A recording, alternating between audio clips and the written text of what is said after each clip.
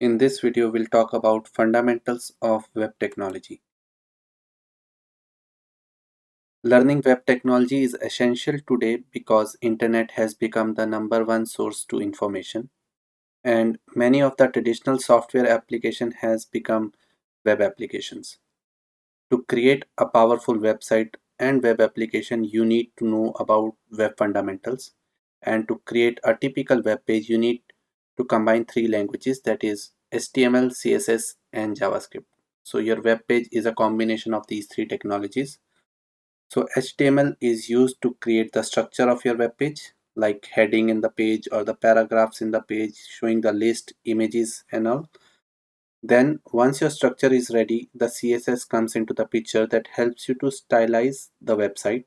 Like you want to apply some color on the text, you want to give some background color, you want to change the font, you want to give some border.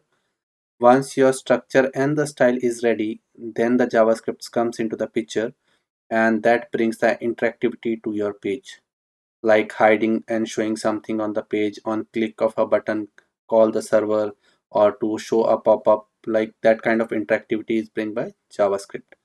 So Lightning Web Component also use these three web code technology behind the scene.